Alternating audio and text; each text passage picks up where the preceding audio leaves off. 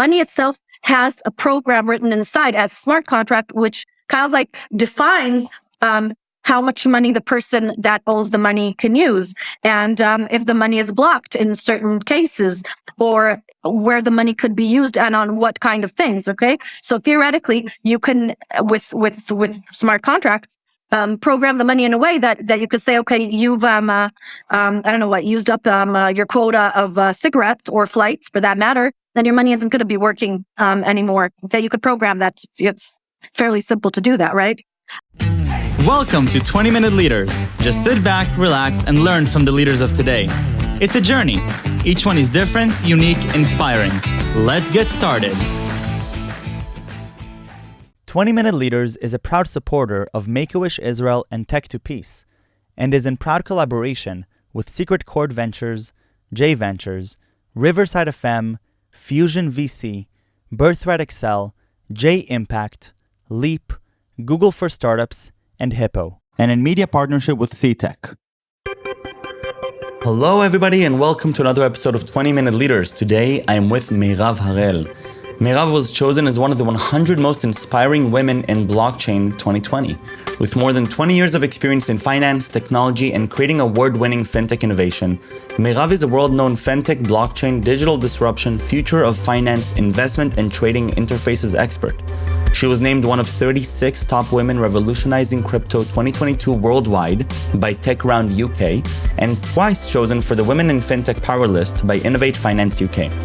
Meirav specializes in innovative technologies and their impact on the future of banking, finance, money regulations, macroeconomics, and businesses as a director at Excellence Trade and Excellence Investment House. Meirav is a sought-after advisor and international keynote speaker on blockchain, fintech, 5G, NFT, Metaverse, the future of money, finance, banking, CBDC, cryptocurrencies, and digital disruption. She teaches, consults, and manages.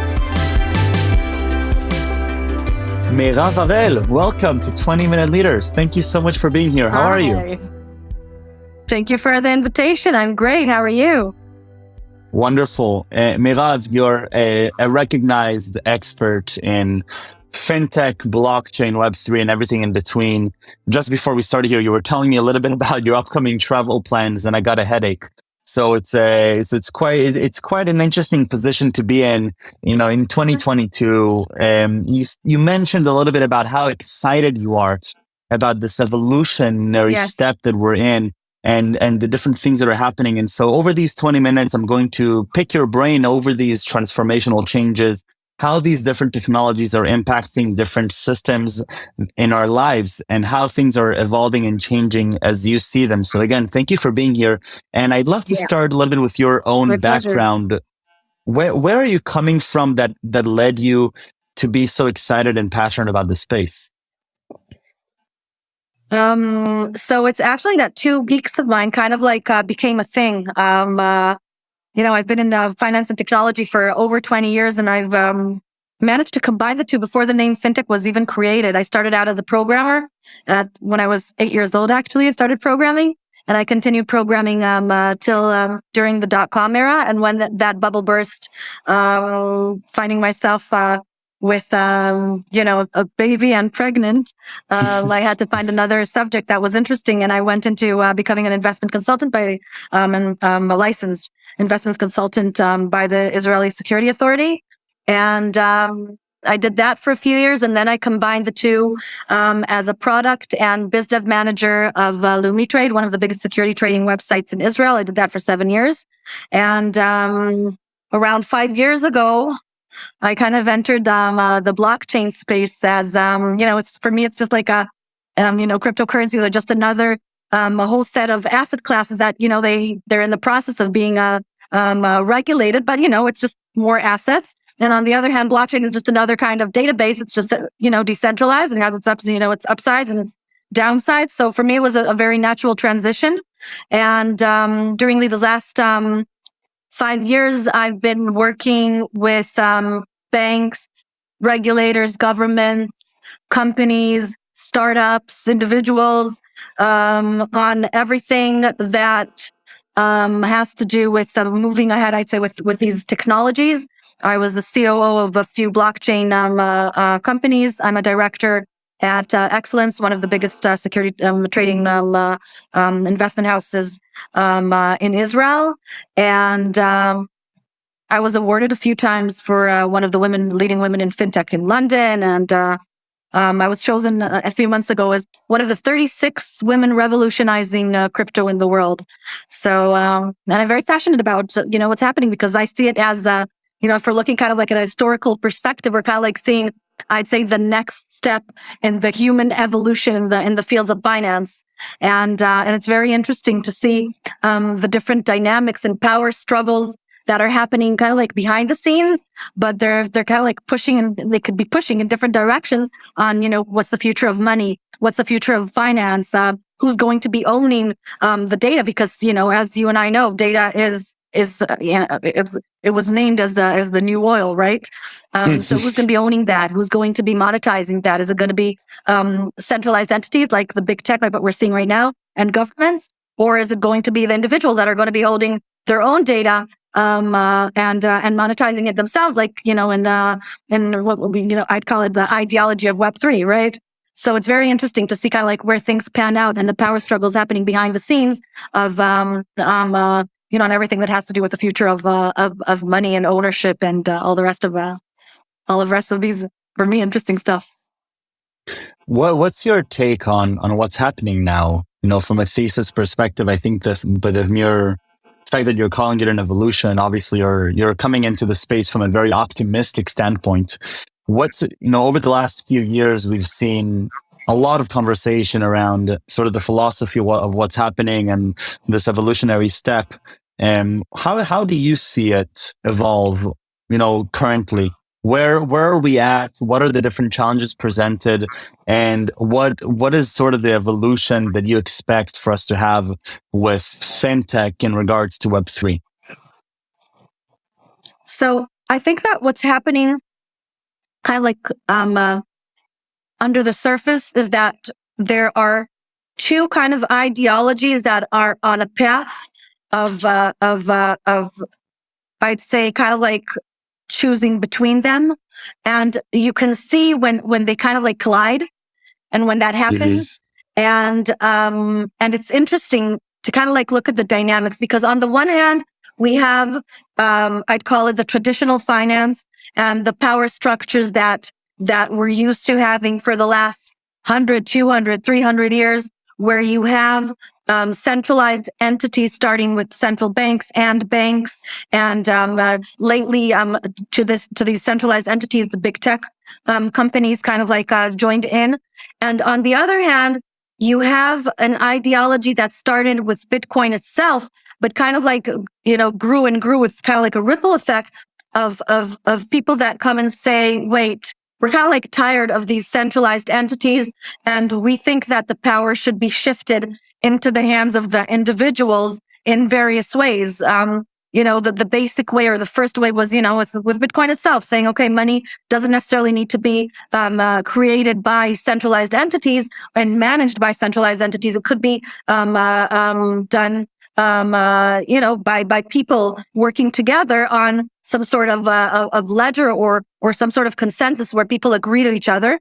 And it kind of evolved to the point where this money can be programmed with smart contracts, and data comes into the picture, and the ownership of data comes into the picture. And the new generation of this ideology is Web3, that comes and says, well, if data is something that's worth so much money and the tech giants are making so much money off it, doesn't it make more sense, or isn't it more, I'd say, fair or ethical, that the individuals creating the data themselves would be the ones holding the data and monetizing it? Okay.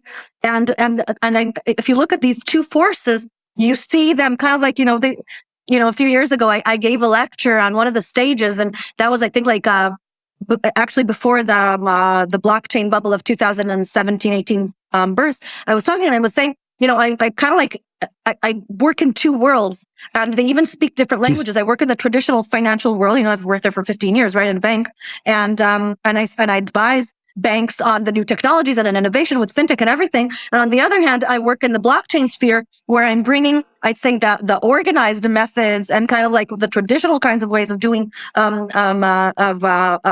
having regulation, all the rest of it, and bringing that into the blockchain space. And these spaces don't even talk to each other. And if you talk to any of the sides, each side is going to say, why do we need those? And why do we need those? Right. And they even call money different things. These guys call it fiat and these guys call it money. And, so I was kind of like waiting for these two worlds to kind of like, I was thinking they would combine into one, which would create the next step in finance. But what I'm seeing, fast forward 4 years, I'm kind of like seeing that it's not, I don't think it's going to be combining so fast, because I think that right now there's kind of like an ideological, I'd say even a struggle between these two ideologies. And it's very interesting to see which way the future will take us, right? Because there's power struggles and there's obviously a lot of money involved, right? And different interests. So that's my take on what's happening. And the question is, which ideology is going to kind of like take the masses and produce, I'd say, the next generation of money? Because if we're talking about the centralized entities, the direction that is going to is to central bank digital currencies, which are the new version of the money that we know, only in a digital version, which means that the money can be programmed, and there are questions around privacy. We can touch upon that. And if, on the other hand, the decentralized ideologies will win, then that means that it's a big question that's disrupting the whole financial and monetary system that we've been, born into, and that has been around for the last 100 years, of central banks and the banking system. And there are implications to both sides, and and it's kind of like, is it going to be a bumpy ride, and what's gonna happen after this bumpy ride, right? Because right now it looks like they're in a collision course. What's been happening over the last 4 or 5 years? What shifts have you noticed in the market, in the perception, either more philosophically, culturally, or tangibly? What has been some major shifts over the last 4 or 5 years that could give us an indication as to the path that we're expecting to take in this Web3 space? Okay. So I think that what's happening is that the technology is moving so fast, and then the use cases that can be built upon this technology are moving even faster. And what's kind of like lagging behind, or where the struggle is at, is on the ethical and ideological point of view. Okay. If I'm looking at what's happening with the traditional finance, then, as I said, the technologies that have been actually invented for decentralization are being adopted by the centralized entities, but in a way that kind of like takes the ideology out and leaves only the technology and the use case. And I'm talking about central bank digital currencies that use smart contracts, which Ethereum kind of invented, right? But they use them in a centralized way, which means that the new versions of central bank digital currencies can be programmed. That means that they can theoretically, and there are use cases of this already happening in different areas of the world, where the money itself has a program written inside as a smart contract, which kind of like defines how much money the person that owns the money can use, and if the money is blocked in certain cases, or where the money could be used and on what kind of things. Okay, so theoretically, you can with smart contracts program the money in a way that you could say, okay, you've I don't know what, used up your quota of cigarettes or flights, for that matter, then your money isn't going to be working anymore. Okay, you could program that. It's fairly simple to do that, right? And in one of the pilots that China has done, this was done. Okay, that the money was programmed, and not only that, it wasn't the program did not enable people to save the money. That means that if they didn't use it up in a certain amount of time, okay, then the money was taken from their wallet, because it's a smart contract. You can program anything that you want, right?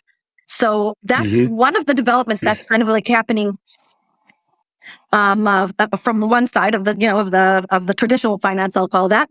And on the other hand, you have the evolutions of ideas and technology that enable actually people to hold on to their data and control what they do with their money and their data in a more significant way. And I'm talking about, for instance, NFTs. Okay, NFTs have been used for the last 2 years. It was a whole kind of like there was a hype around it, but in the fields of art, right?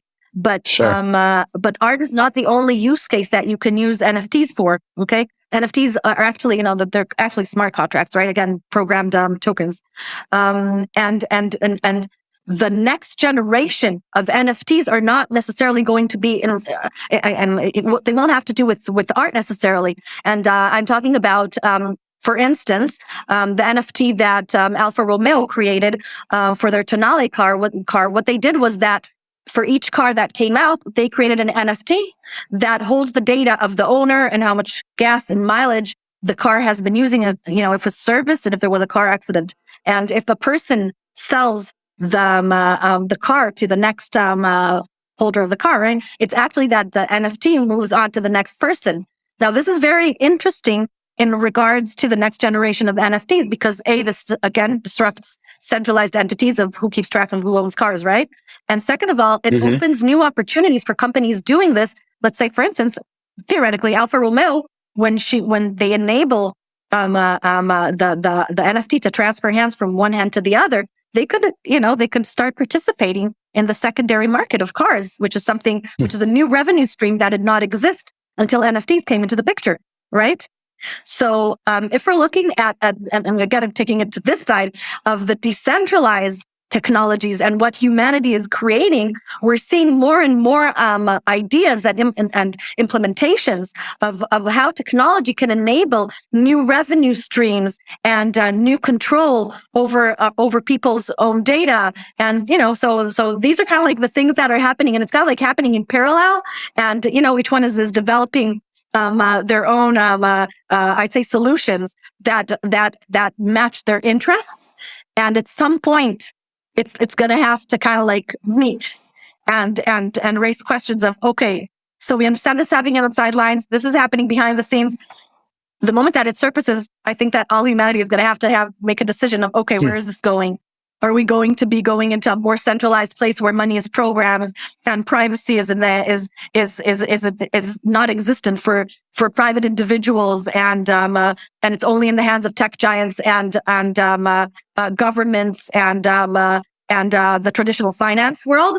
Or are we going to be to the other side of it, where people are going to have, I'd say, more ownership on their data, and companies are going to have more, I'd say, abilities to create new revenue streams based on this data, and the ability for them to come and I'd say program and tokenize what they're creating. I hope that's clear enough. Clear on one hand, raises a lot of questions on the other hand. Who are the main decision makers, personnel that are going to define these strategies long term, in your opinion? So I would say that, again, traditionally, obviously, the definition of what's being created is regulators and governments and I'd say the traditional power structures that we're aware of. On the other hand, I think that the new technologies enable the masses to kind of communicate with each other without needing the kind of, I'd say, permission from these traditional bodies. And look at people that are dealing with digital currencies and crypto. They've been trading amongst each other, whether it's with decentralized exchanges or even with centralized exchanges, for since 2008, 2009, right? So that's 12 years. And up until 4 years ago, the regulators were not necessarily involved in that. And if we're looking at NFTs right now, kids are trading amongst each other with, art and and gaming NFTs that are worth hundreds of thousands of dollars, and the regulators they're not even necessarily, aware of it. I was educating, I was lecturing and kind of like teaching the Israeli tax authority about the metaverse and Web3, and how do you tax these kinds of assets, right? Because when the tax authorities are pretty ahead in regards to to innovation and regulation. I think they're one of I'd say the most advanced regulators, right? So they wanted to understand how do we tax these kinds of assets, and one of the issues that needs to be solved is, how do you tell a 13-year-old kid that holds an NFT that's worth $200,000 and he just traded it for another NFT worth $200,000 with his friend, that's a taxable transaction, right? He doesn't necessarily know that that's a taxable transaction. And when you go to his parents, they don't even understand what he's doing because he's in his room playing on the computer, right? So it raises a lot of questions. And I think that if who's going to be shaping this? So on the one hand, we said we have a centralized entity, but on the other hand, you have masses that are communicating with each other and kind of creating a new reality without asking anybody about it. And the reality is just being created, I'd say, from the bottom up, right? So who's going to be the one that decides where this is going, right? So let's say the governments decide that they don't want digital currencies, that they want to ban it. Can they do it? Can they shut it down? Can they shut down? It's like asking, can they shut down the internet? I'm not sure about that, right? Right. So it's kind of like the cat is outside of the sack, right? So how are they going to stop it now? So who's actually going to be deciding on how the future is going to be looking? Is it the regulators and the traditional finance, or is it, on the other hand, the bottom up and the masses that are understanding and saying, wait, just a minute, why is the data that I'm creating being monetized by tech giants and I'm not getting anything from that? Wouldn't it make more sense for me to hold my data in a digital wallet and then decide who to sell it from? And maybe I don't even need to work, because the amount of data that I'm generating when I monetize it could be more than what I need for my personal living. Okay. And if a lot of people understand that, a lot of people realize that, then, and they decide to migrate to solutions that give them this kind of monetization abilities, then who's going to be deciding, right? Is it going to be the regulators, or is it going to be masses deciding to behave in a certain way? Completely fascinating. Meirav, I really want to thank you for taking this time and sharing your deep insights. And it sounds like, on one hand, wow, that's such a blue ocean. I love the way that you're framing your thinking around this strategically, and you're understanding the different complexities, different from decision makers to philosophies to different, big milestone decisions that we're going to have to make as a society of where we're headed. And it sounds like those are going to have some significant implications on the ways that we're going to be experiencing the world around us. So Meirav, thank you again for taking this time to meet with me. And I really am looking forward to continuing following your work. Thank you very much. Thank you.